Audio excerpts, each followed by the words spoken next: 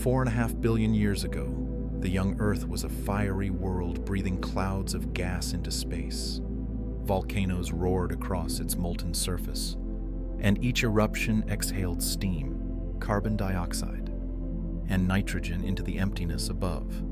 Those gases rose and cooled, forming a delicate veil that thickened into what we now call the atmosphere, a soft and living blanket that would one day cradle oceans and forests. Scientists in the late 20th century, like Heinrich Holland, pieced together the story of this ancient transformation, tracing how volcanic outgassing built the first version of the sky we see each morning. It was not yet the blue world we know, but a heavy shroud of haze, quiet and hostile. Slowly, the Earth began to change. Beneath the restless surface, chemical whispers gave birth to early microbes that learned to feed on sunlight. They released oxygen, molecule by molecule, into the air, reshaping everything. 2.5 billion years ago, the Great Oxidation Event painted the planet anew, turning its skies clearer and its oceans richer with life. No other world we know managed this balance. Venus became wrapped in poisonous heat, and Mars lost nearly all its air to the cold of space. Only Earth found the middle path, gentle enough to breathe, fierce enough to stir clouds and storms. Think of lightning striking those ancient skies, sparks jumping between clouds and sea, igniting the chemistry that may have begun life itself, just as the Miller and Urey experiments later showed in a quiet laboratory. The same energy still hums in every storm, a faint echo of creation. Tonight, as you drift to rest, imagine Earth breathing softly under its own blue blanket, its atmosphere a patient guardian that never sleeps. All the weather we feel, every wind and rain, happens in a layer of air so thin you could almost miss it if the planet were the size of an apple. That layer is the troposphere, stretching just 7 to 20 kilometers above the ground. Thickest at the equator where the sun's heat swells it upward, and thinnest at the poles where cold air keeps it pressed tight. It is the kitchen of the sky, the place where invisible currents mix and boil to create the storms, clouds, and breezes that touch our lives each day. Weather balloons sent aloft by scientists at NOAA rise through this thin space, collecting whispers of temperature, pressure, and humidity.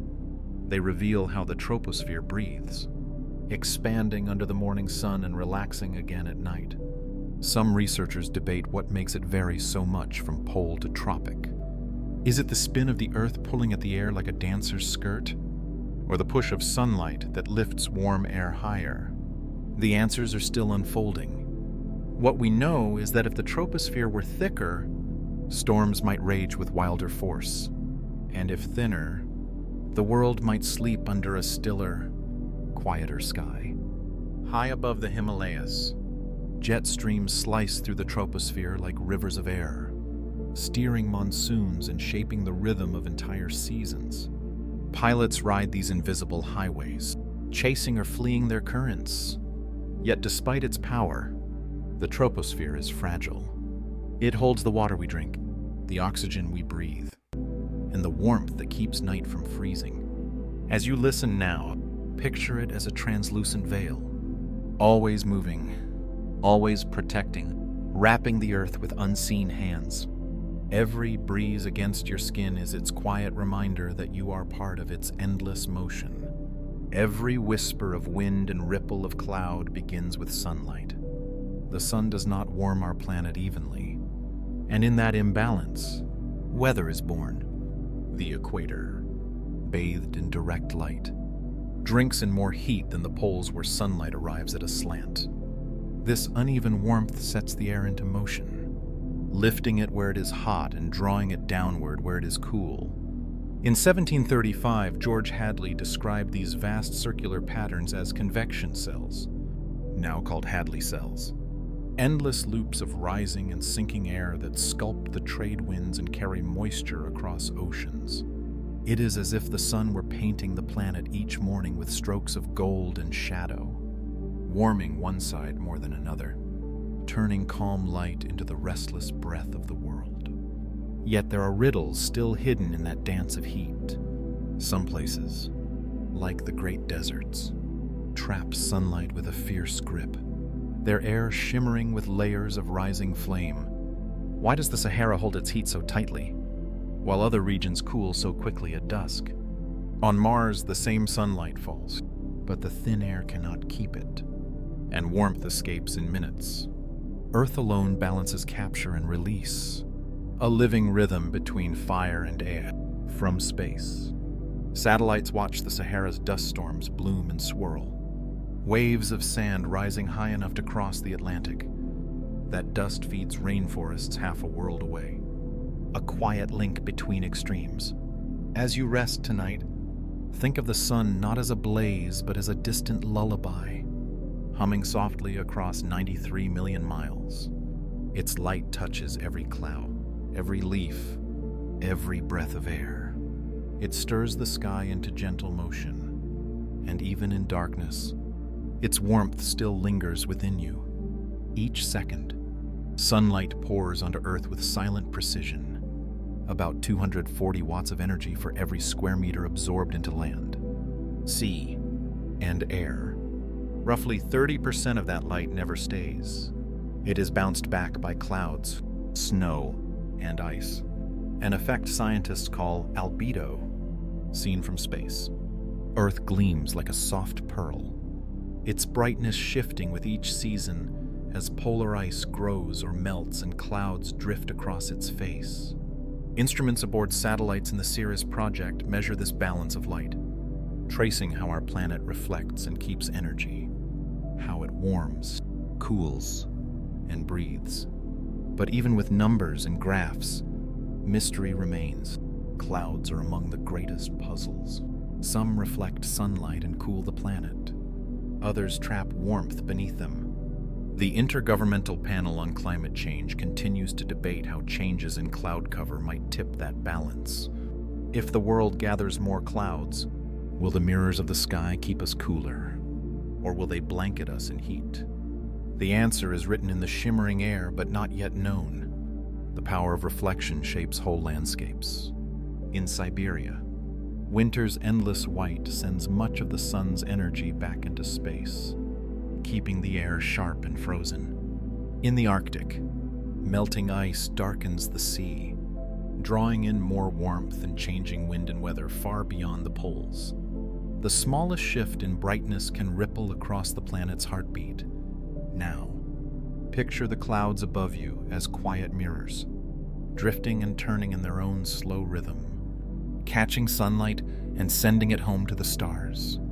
They move without sound, balancing fire and calm, guarding the thin warmth we live within. Even as night settles, they remember the light, and somewhere beyond the dark horizon, they wait for dawn to return. Every drop of water on Earth is part of a story that never ends. It rises, it drifts, it falls, and then it begins again. The water cycle moves nearly 500,000 cubic kilometers of water each year, a rhythm so vast and steady that we rarely notice its quiet dance. When the sun warms oceans and lakes, water lifts invisibly into the air, leaving salt and earth behind. It becomes vapor, light as breath, joining the great streams of the sky. There, in the cool heights, it gathers into cloud, each one a floating sea of droplets waiting to return home. In the 17th century, Evangelista Torricelli built the first barometer to measure the weight of air and its hidden moisture. With that simple column of mercury, he showed that the atmosphere itself could carry water. It was a revelation, a window into the invisible world above us. Yet even now, much remains mysterious. Why does one region drown in rain while another lies parched for years? Why do monsoons arrive with precision while deserts keep their silence? The answers hide in the meeting of air and mountain, in the breath of forests and the touch of wind upon sea. Deep within the Amazon, trees reach skyward and exhale vapor, creating what scientists call flying rivers. In 2014, Antonio Nobre described how these unseen streams of moisture rise from the forest and drift across the continent, feeding clouds that later return as rain. The jungle waters itself through this endless waltz, a balance so fragile that one missing note could silence it. Now close your eyes for a moment and imagine a single raindrop, weightless, falling through cool air. It lands on leaf, on soil, on sea, then rises again to dance once more. Each drop cradles the earth in its quiet embrace, reminding us that even water has memory. Clouds are the breath of the planet made visible, the sky's quiet handwriting written in vapor and light. They form when warm air rises and cools at a certain height, and the invisible moisture it carries condenses into droplets or tiny crystals of ice. Each cloud begins as a meeting between warmth and chill, a balance so delicate that a small shift in temperature can erase it completely. From the ground, we see only their shapes, but above us, they are living laboratories of air, forming and dissolving in endless rhythm. Scientists have long sought to understand what first sparks a cloud's birth. Some say it begins with aerosols, tiny particles of dust, salt, or pollution that give water something to cling to. Others look deeper, toward the universe itself. In CERN's cloud experiment, researchers have explored whether cosmic rays, those faint messengers from distant stars, might help trigger condensation in our skies. It is a humbling thought that a storm over the Pacific or a drift of mist over a meadow might trace its origins to the breath of a dying star. What if the weather we feel is partly written by the cosmos? The language of clouds tells us stories if we know how to read them. Cumulus clouds pile high like white pillows, holding the promise of rain. Stratus clouds stretch like gray blankets, quiet and heavy with drizzle. High above, cirrus clouds streak the Antarctic skies like silver feathers, heralding change. Even the gentlest wisp carries meaning, a whisper of what is to come. As you rest, picture them drifting across the twilight, slow and weightless, shifting from form to form. Each one is a fleeting story told by air and light, rising, fading, returning again. A sky full of soft voices reminding the world to breathe. Over the open sea, heat gathers like breath before a sigh. For a hurricane to form, the ocean must be warm at least 26.5 degrees Celsius. Beneath that threshold, storms weaken before they are born. But above it, energy begins to rise. Warm water feeds the air with moisture, and the air, lighter now, climbs higher, spinning into clouds that build upon themselves. The Noah's buoys scattered across the world's oceans measure this invisible fire, showing where the sea is hot enough to awaken the wind. Each reading tells a story. Each wave holds the memory of sunlight stored in its depths. Scientists still debate how much warmer oceans will change the future of storms. Models by Thomas Knudsen in 2010 suggested that while the number of hurricanes may not rise, their strength could deepen, their rainfall heavier, their reach longer. The question hangs in the air like humidity before rain. What if the oceans keep warming? Will the winds grow stronger? Or will new forces balance the heat? The answers lie hidden in the restless exchange between water and sky. In the pulse of a planet that is always adjusting, history remembers what that balance can unleash. In 1900, the Galveston hurricane struck the Texas coast, reshaping the land and ending thousands of lives. The sea rose without mercy. The wind howled through wooden homes. And when the dawn came, the island itself had changed. Yet even such storms pass. They tear, they roar, and then they fade back into silence. Imagine, for a moment, a hurricane as the earth exhaling, fierce yet fleeting, releasing the pressure of accumulated heat. When the air clears, the world breathes easier, and the quiet that follows is part of the same rhythm that began it all. every second. Somewhere on Earth, lightning touches down 50 to 100 times. Each strike carries nearly 1 billion volts, enough energy to split the air and momentarily turn night into day. The process begins in clouds heavy with moisture, where rising and falling currents of air separate electric charge, positive gathering near the top, negative settling near the base. The difference builds until the air itself can no longer hold it, and the charge leaps, creating a flash that travels faster than the blink of an eye. In 1752, Benjamin Franklin flew his simple kite into a storm and proved that lightning was electricity from the sky, a bridge between heaven and earth made visible. Yet lightning still hides many secrets. Among them is ball lightning, a rare glowing orb that has puzzled scientists and travelers since the 1800s. Some say it drifts silently through the air before vanishing without sound. Others report explosions that leave no trace. No full explanation yet satisfies every account. Some researchers link it to vaporized minerals, others to magnetic fields. But for now, it remains one of nature's quiet mysteries, a flicker of wonder that refuses to be caught. Lightning leaves its mark not only in stories but in stone. When it strikes sand, the heat fuses grains into delicate glass tubes called fulgurites, fragile sculptures of raw power. They are the frozen footprints of the sky's fire, proof that energy can shape even the ground beneath us. As you rest, imagine lightning not as fury, but as a fleeting light, a sudden breath of illumination across the dark. Each flash reminds us how alive the sky truly is, how beauty and danger can share the same instant, and how silence always follows the brightest sound.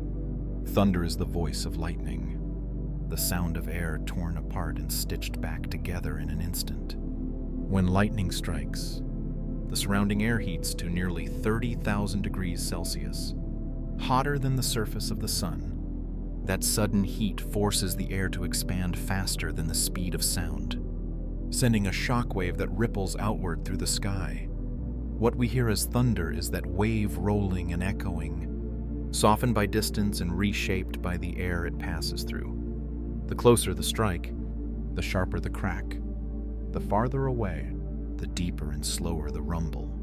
Scientists study these sounds to understand the sky's language. Some believe thunder's pitch changes with air density, while others say it is shaped by how far the sound must travel, bouncing off hills, clouds, or city walls.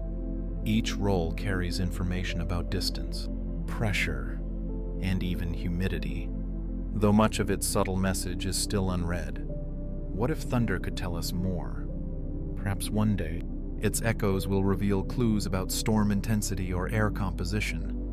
For now, we only listen, feeling its vibration as both warning and wonder.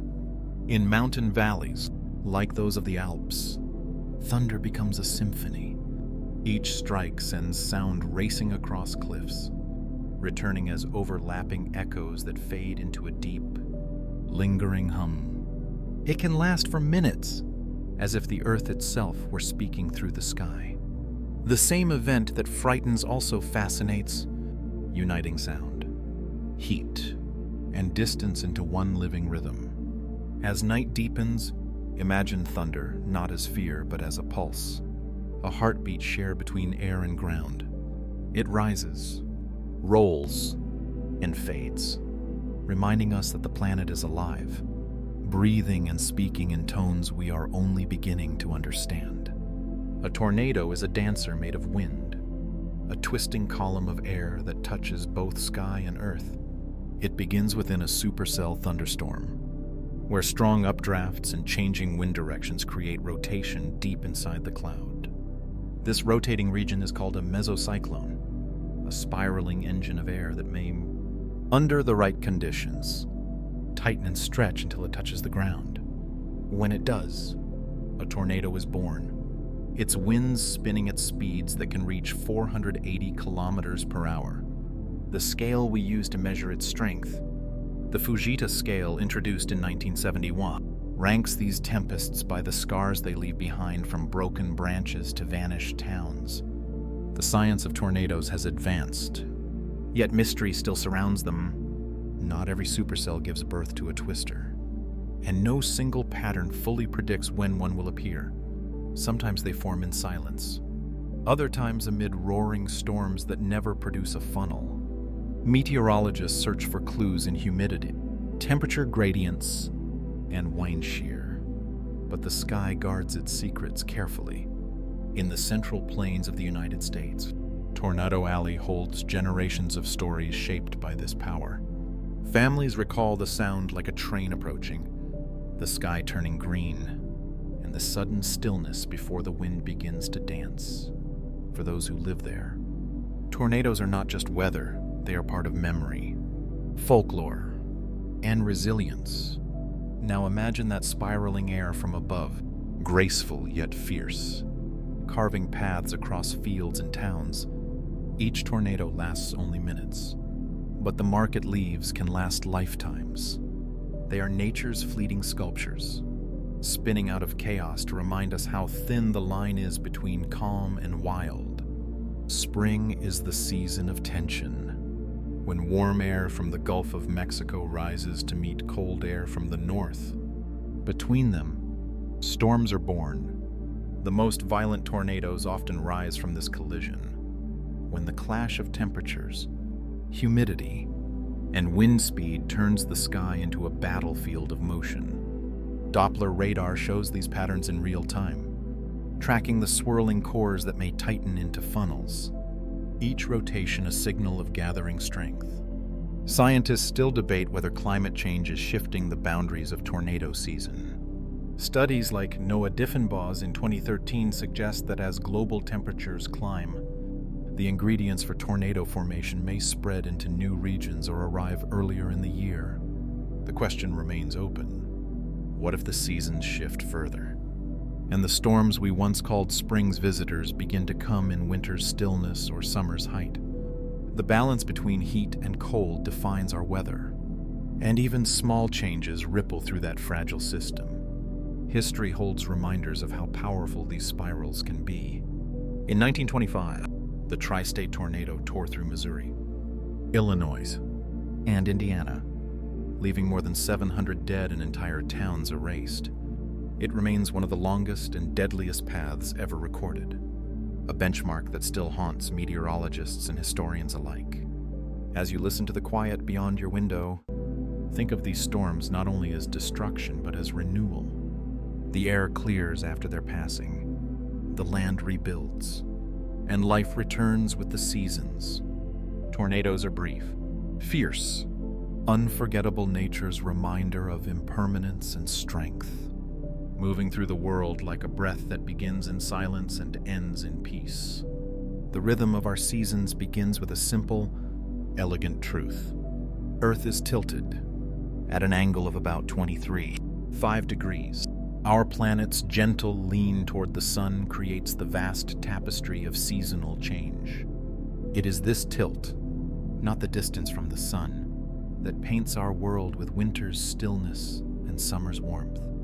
In the 1920s, scientist Milutin Milankovitch explored how variations in Earth's tilt and orbit, now called the Milankovitch cycles, influence long-term climate rhythms. Imagine the planet slowly bowing and swaying through time, its movements sculpting the rise and fall of ice ages. Yet, this cosmic dance affects each region differently. In some places, like Siberia, winters can plunge to 50 degrees, where frost clings to every breath. Meanwhile, the tropics remain almost unchanged, basking in near-constant sunlight. This contrast reveals a quiet mystery. Why does Earth's tilt bless some lands with balance and others with extremes? Monsoons, too, follow this rhythm. In India, seasonal winds shift like a great inhalation and exhalation, bringing rain that feeds millions. These rains, predictable yet sacred, dictate harvests, festivals, and the pulse of life. To listen to the seasons is to hear Earth breathing a vast, slow rhythm of light and life. Every sunrise, every falling leaf is part of this timeless conversation between our planet and the sun. As the Earth leans and turns, it reminds us that balance isn't stillness, it's motion. Seasons are the planet's slow breath, guiding all beings to live in harmony with change. Twice a year, Earth reaches a turning point. The solstice's moments when our planet's tilt faces fully toward or away from the sun mark the longest and shortest days of the year. In these cosmic pauses, ancient civilizations saw wonder. Stonehenge, with its massive stones aligned to the sunrise of the summer solstice, stands as a timeless calendar built from human awe. The geometry is simple yet profound. As Earth orbits, the tilt determines how high the sun climbs in the sky, stretching or shortening our days. But even this constancy carries questions. Scientists studying paleoclimate patterns have found that Earth's tilt shifts slightly over tens of thousands of years. Some hypothesize that such variations helped trigger ice ages or reshape deserts into fertile plains. The question lingers: what if Earth's tilt were to change again? Would the rhythm of life remain the same, or would our seasons, and perhaps civilization itself, transform in response? Beyond science, there is serenity in these cycles. In the Arctic, during midsummer, the sun never sets. It hovers near the horizon, painting the sky in gold at midnight. At the opposite end of the world, endless night blankets Antarctica in quiet. These extremes remind us of the delicate balance that sustains all life. The solstice is Earth's brief moment of stillness, as if our planet pauses to bask in the light before continuing its eternal journey. When we stand beneath that light, we too become part of this cosmic rhythm breathing, changing and turning with the seasons. Rain is not just water falling from the sky. It is the sculptor of life itself. Across the world, rainfall patterns define where forests rise and where deserts lie. In 1947, scientist Leslie Holdridge created a model that showed how temperature and precipitation together form biomes, those living worlds within our world. The Amazon exists because rain returns again and again, feeding roots that stretch toward the sky, while the Sahara waits in silence, shaped by the long absence of clouds. Each droplet of rain carries both creation and memory, shaping soil, nurturing seed, and cooling the pulse of the planet. Scientists see rainfall as nature's great designer, and yet it still holds mysteries. Some deserts, dry for years, suddenly bloom in color after a rare rainfall. The Atacama Desert in Chile, one of the driest places on Earth, can lie barren for decades, then awaken overnight with fields of violet flowers. No one fully knows why these blooms emerge so vividly, as if life itself were waiting beneath the dust for its single chance to breathe. In the rainforests of the Amazon, monsoon cycles create a rhythm as old as the planet's pulse. Rivers swell, trees glisten, and the air hums with life. These rains are more than weather. They are a living heartbeat connecting insects, birds, and the unseen network of roots below. When the rains come, the world breathes deeper. When they fade, silence becomes part of the cycle too. Rain weaves the tapestry of life. One drop at a time, each storm writes a story, and each dry season turns a page. In this rhythm of abundance and waiting, Earth remembers what it means to live in balance. Temperature is another hand that shapes the map of life. Across continents, creatures move with the warmth and the cold, tracing invisible highways through the sky and sea. Birds read the air's subtle changes, catching signals in the wind long before we notice. The Arctic tern travels from pole to pole, chasing summer across the world, guided by nothing more than temperature and instinct. Its journey reminds us that the planet's rhythms are written into the blood of all living things. Scientists study how warming climates disturb these ancient migrations, In 2006, researcher Camille Parmesan found that as global temperatures rise, many species move farther north, searching for cooler ground. Some succeed, others falter. The great question lingers in the air. What if one day these migrations vanish? If the skies fall silent and the seasons lose their travelers? Thermal cues tell animals when to begin their journeys. Monarch butterflies follow the faintest signals, using sunlight and air temperature to guide them thousands of miles to the forests of Mexico. When the weather changes too quickly, their paths break apart, like threads unraveling in the wind. Every degree of warmth alters the story written in migration, redrawing the map of survival. Animals have always danced with the weather, moving to its rhythm with grace and precision. Each gust of wind, each shift of warmth, is part of an ancient song. But as the world warms, the tune begins to change. Still, even in uncertainty, nature continues its dance, quiet and enduring. In this balance between movement and stillness, weather remains the unseen partner, guiding every step. To listen to it is to hear the soft voice of the planet itself, reminding us that all life moves in rhythm with the sky. Beneath the waves lies one of Earth's most delicate ecosystems, the coral reef. These underwater gardens shimmer with color and life, forming vast cities built by tiny living corals.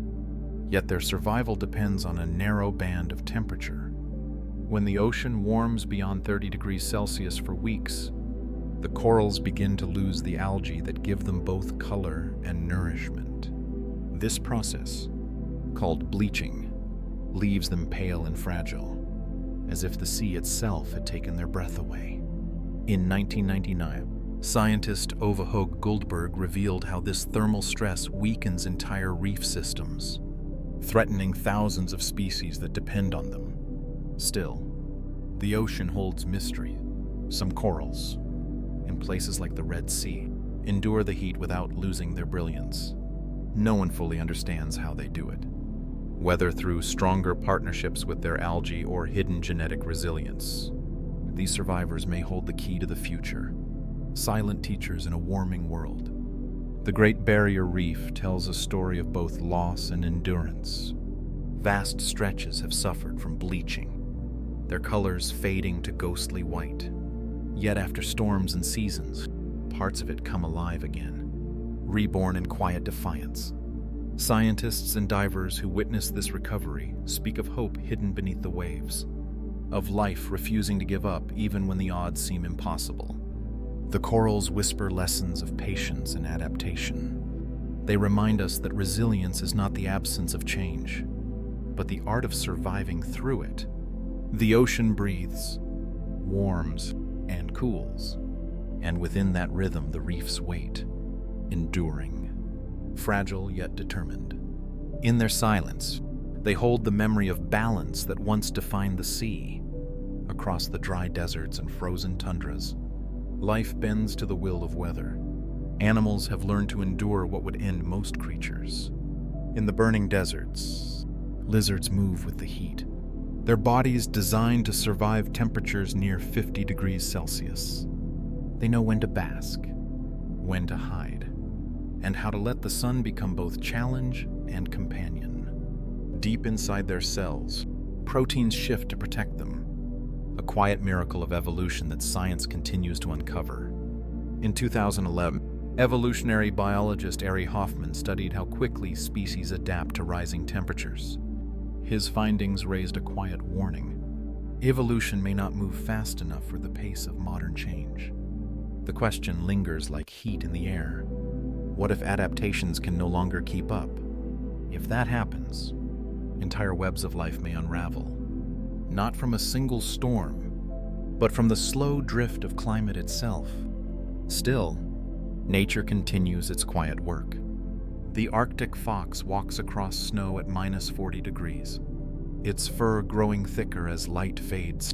Each season, it adjusts with grace, its body knowing what the mind does not need to learn. From the desert's heat to the polar cold, Every heartbeat on this planet has found its own way to survive the weather's extremes. Life bends but rarely breaks. It listens, shifts, and waits. In every corner of Earth, adaptation becomes a song written by necessity, whispered through wind and water. The lesson is simple yet eternal. To live with the weather is not to fight it, but to move with it, finding balance in every rise and fall of the world's endless breath. Across the Indian subcontinent, the rhythm of life moves with the monsoon. Each year, when the winds shift and the skies darken, the rain arrives like a long-awaited guest. It falls across fields of rice and wheat, filling rivers and lakes, feeding both the land and the millions who depend on it. Nearly 80% of India's annual rainfall comes from these seasonal winds, a lifeline that transforms dry earth into living green. Scientists like Webster, in his studies from 2006, have described the monsoon as a great breathing system of the planet, where air heated by the land pulls in moisture from the sea, releasing it as vast curtains of rain. Yet the monsoon remains unpredictable. Some years it comes late, others too strong, bringing floods that drown fields instead of nourishing them. In 2019, much of India saw record rains that flooded towns and destroyed harvests. The mystery of its rhythm continues to puzzle researchers. They measure sea temperatures, track wind shifts, and follow pressure changes. Yet the monsoon still carries its own mind, as if guided by memory older than science. Long before satellites and forecasts, people learned to listen to the sky. In ancient Mesopotamia, farmers built irrigation canals that carried river water to crops when the rain failed. They watched the clouds, studied the wind, and built their calendars around weather's moods. Each drop of rain was a gift, each season a fragile promise between sky and soil. Rain does more than feed the fields. It feeds the spirit. It links every grain of rice on a plate to the distant clouds that drift above. When the rain falls, it is not just water, but the quiet reminder that weather and life are woven into the same breath. When the rain does not come, the earth begins to crack. Crops wilt, rivers shrink, and the air turns still. Droughts reduce global harvests by as much as 20% in bad years, cutting deep into the food that sustains billions. The soil loses its moisture, its ability to breathe. Without water, even the most fertile ground becomes dust. Scientists at the USDA measure how quickly this moisture fades, watching patterns that ripple through the food system. Each number on a chart tells a story of struggle, of farmers waiting beneath empty skies. In 2014, researcher David Labelle explored the potential of drought-resistant crops. These plants can survive with less water, but scaling them across the world is a challenge. The question remains, what if droughts grow longer? Climate models suggest that dry seasons may stretch across continents, testing our resilience and the limits of our technology. History remembers the cost of such change. In the 1930s, the Dust Bowl swept across the American Midwest. A storm of earth and wind born from drought and over-farming. Fields that once fed millions became barren, and families left their homes in search of rain. Yet from that hardship grew new lessons in conservation, in understanding the fragile balance between soil and sky. Even now, fields wait with quiet patience.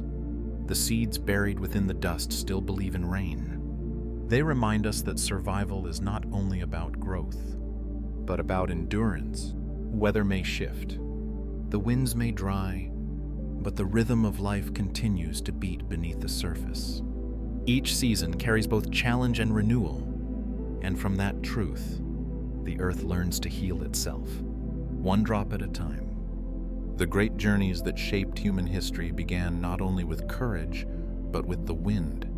In 1492, when Christopher Columbus sailed westward across the Atlantic, he relied on the trade winds, steady air currents that flow between the tropics. These winds, born from the balance of heat and pressure between the equator and subtropical zones, guided his sails with unwavering rhythm. In the mid-19th century, the American oceanographer Matthew Maury charted these global wind patterns, revealing a map of invisible highways that had carried explorers long before science explained them. The trade winds became the pulse of the seas, drawing ships west and then returning them east along higher latitudes, forming the first true circulatory system of global navigation. Yet even these dependable winds hold mystery. Sometimes they shift, grow restless, or fade. Scientists now understand that events like El Niño can change their strength, tilting the balance of the oceans and altering weather worldwide. To ancient sailors, such shifts felt like moods of the gods, unseen but deeply felt. The Polynesian navigators of the Pacific mastered this language long before Columbus. They read the winds, waves, and the song of birds to travel vast distances between islands. Guided only by memory and sky, their canoes moved in harmony with the air, each journey an act of deep understanding between human and nature. The trade winds did more than move ships. They carried dreams, ambitions, and entire civilizations across oceans. They shaped the spread of ideas, goods, and empires. Each gust that filled a sail was a quiet promise that the world was connected by breath and motion. The wind was not just weather, but a companion, whispering the way forward across an endless sea. In 1588, one of the mightiest fleets in history met its end not by sword or cannon, but by storm. The Spanish Armada, sent to invade England, sailed into the North Atlantic and was struck by powerful winds that shattered its ranks. Nearly 20% of the ships were lost. Scattered along the coasts of Scotland and Ireland, the wind had chosen sides that summer, shaping the fate of nations. Historians like Brian Fagan have long debated whether weather changed the course of war more than strategy ever could. His analysis in 2000 reminded us that history often turns not by human design, but by nature's will. What if those storms had not struck? The map of Europe might look different. Its balance of power rewritten by calm seas instead of fury. Behind these events lies the science of storm surges and pressure systems. When warm air rises over the ocean, low pressure forms, drawing in cooler air that feeds the growing winds. The waves rise, the sea turns violent, and ships once proud become fragile in the face of nature's breath. Records from that time describe walls of water and thunder that rolled across the horizon, leaving only splintered masts behind.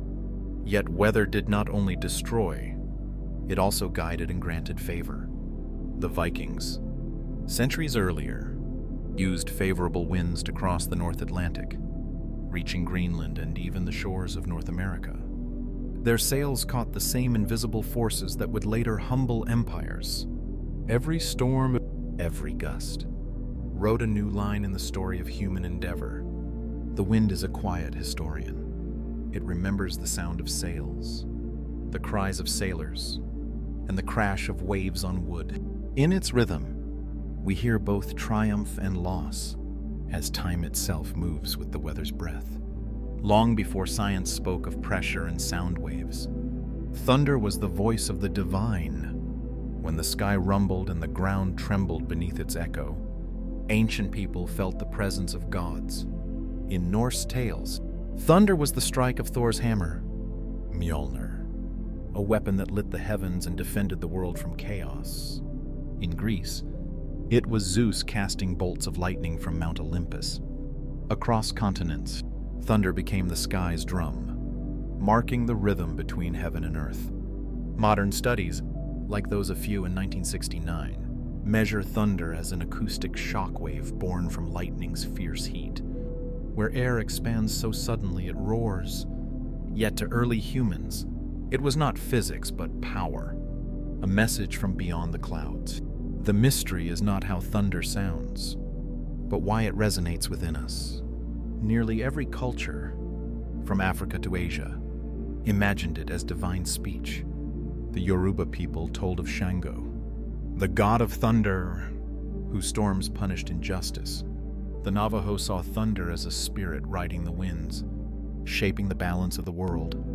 Perhaps these myths were not mistakes, but mirrors of awe, a human attempt to give meaning to nature's might. When thunder rolled across ancient sky, stories rose with it. Fires burned in the night as elders spoke of gods in the storm, and children listened to the sky's voice with wonder. Even now, when we know its cause, the sound still moves something primal within us. Thunder speaks to the soul as much as to the ear. It reminds us that weather was our first teacher, and fear, our first kind of reverence. When the storm passed and sunlight broke through, the rainbow appeared like a promise. Its arc stretched across the sky, colors shifting softly through mist. To the Norse, it was the Bifrost, the bridge between Earth and Asgard, where gods walked in radiant light. Many cultures saw it as a pathway between worlds, a gentle connection between the mortal and the divine. In Native American stories, the rainbow was a spirit's breath, a sign of renewal after hardship. To ancient Hawaiians, it was the cloak of gods descending to visit the living. Centuries later, Isaac Newton revealed the secret behind this wonder. In the 1660s, he passed light through a prism and discovered that white light was made of many colors. The rainbow was not divine fire, but sunlight refracting through countless droplets of water. Each droplet bent light just enough to paint the air. Even with this understanding, the magic remained. Science explained the process, but not the feeling it stirred. Anthropologists still debate whether such moments of beauty helped shape early spiritual thought. What if rainbows, with their fleeting brilliance, were among the first sparks of human curiosity that led to science itself around the world? Rainbows continue to symbolize peace, hope, and connection. After every storm, they remind us that light returns. The sky, once filled with thunder's roar, now whispers in color. For all our knowledge, we still pause to look up when it appears. The rainbow belongs to both heaven and earth, to both myth and reason. It is weather's gentlest gift, a bridge between wonder and understanding. And as it fades, it leaves behind a quiet truth, that beauty and mystery often share the same light. The earth has warmed by about 1°C since 1850, a change small in number but vast in consequence. This rise stems from greenhouse gases, carbon dioxide, methane, and others trapping heat in our atmosphere, much like a soft but tightening blanket wrapped around the planet. The Swedish scientist Svante Arrhenius, in 1896, was among the first to describe this invisible cocoon, never imagining how much it might one day reshape our skies. As the air warms, oceans release more vapor, storms gather more energy, and the balance of wind and rain shifts ever so slightly. Yet the Earth's systems are complex and full of mystery. Scientists still puzzle over the tipping points, the hidden thresholds that, once crossed, could alter our climate irreversibly. In the Arctic, for example, thawing permafrost releases methane once locked in frozen soil, amplifying the very warming that caused it. Schuer's 2015 study warned of this cascading feedback, a whisper of change that could become a roar. From orbit, satellites capture the story unfolding, sea ice shrinking year by year, glaciers retreating like tired elders, and coastlines redrawn by rising seas. But beyond the data lies a quieter message, the planet itself murmuring and warning. The Earth does not rage, it sighs. The winds and waters tell us that balance is fragile. That warmth, once gentle, can become wild. The Earth whispers change, asking us to listen closely. Since the 1970s, extreme weather events have multiplied nearly 5-fold. According to the World Meteorological Organization, each decade brings more heat waves, floods, Droughts and storms, shaping both landscapes and lives. Scientists debate whether humanity's ability to adapt can outpace the pace of change itself. The Intergovernmental Panel on Climate Change, IPCC, 2021 warns that without rapid transformation, these weather shifts may grow stronger, more unpredictable, and more personal. What if storms grow fiercer than we've ever known? What if the calm between them grows shorter? The science behind this intensification lies in how heat compounds itself. Warm air holds more moisture, fueling heavier rains and stronger winds. During Europe's 2003 heat wave, temperatures soared so high that it claimed tens of thousands of lives, offering a glimpse of what normal may become across the planet. Australia's 2019 wildfires painted the skies orange, born from a trifecta of drought, heat, and wind, a climate breathing faster than it should. And yet, even in the story of challenge, there is agency. Cities learn to cool themselves with green roofs. Farmers adapt ancient irrigation wisdom to modern unpredictability. Communities turn to renewable energy as both shield and hope. The weather's future is no longer something that happens to us.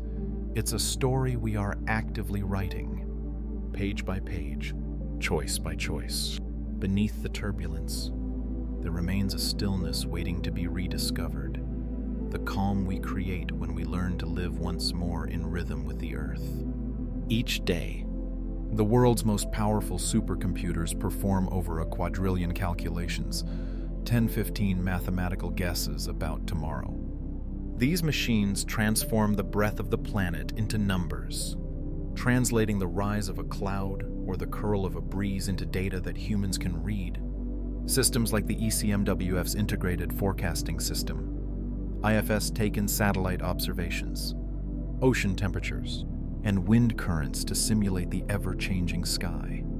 It is as if computers have learned to read the language of air itself, tracing invisible threads that connect distant oceans and continents. Yet for all this brilliance, the weather remains a creature of chaos. Edward Lorenz's 1963 discovery chaos theory revealed that a single flap of a butterfly's wings could, in theory, alter the course of a storm weeks later. Prediction, then, becomes not a certainty but a conversation with uncertainty. The sky hides countless possibilities, shifting faster than even silicon minds can follow. Still, forecasts have saved lives. In 2017, as Hurricane Irma roared toward the Caribbean, models provided early warnings that allowed millions to evacuate in time.